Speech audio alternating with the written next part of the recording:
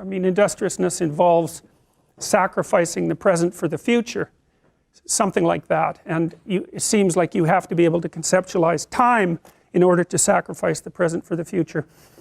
One of the things that I would recommend that you do as students in this course, and maybe in every course, speaking of industriousness, is come up with a plan of attack for the course and use a scheduler. You know, if you treat your university career like a full-time job, you're much more likely to succeed. And if you keep up on the readings and you keep up on the essays and all of that, then you're much less likely as well to fall into despair when you get too far behind.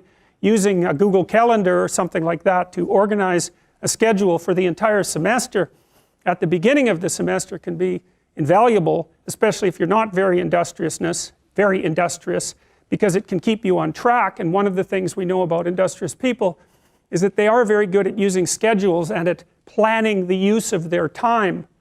And so I would like to say that you should all be smarter, but I don't know how you could be smarter.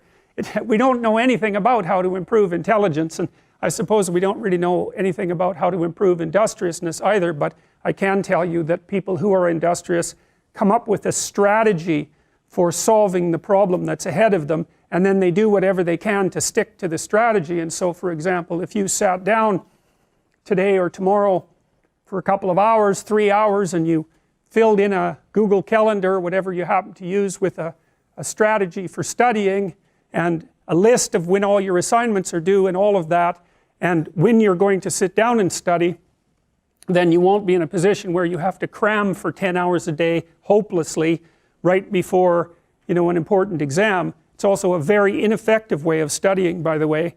I mean, first of all, people who cram for 10 hours say they're studying for 10 hours, but they rarely are because, well, I can't study for 10 hours. I don't have the power of concentration that would enable me to do that for that prolonged period of time. I can manage about 3 hours of intense intellectual activity before I'm pretty done. And it's also the case that if you study and then sleep and then study and then sleep and then study and then sleep, you space it out, then you're much more likely to remember. It's also much more likely that you're much more likely to remember if you try to recall the material. And so highlighting and that sort of thing isn't very useful, but reading, closing the book, summarizing what you've read without opening the damn book, that's useful. And the reason for that is that you're practicing remembering. And that's what you have to practice. If you're practicing memorization, you have to practice remembering. You don't just go over the thing over and over. That'll help you with recognition memory, but it won't help you with recall memory.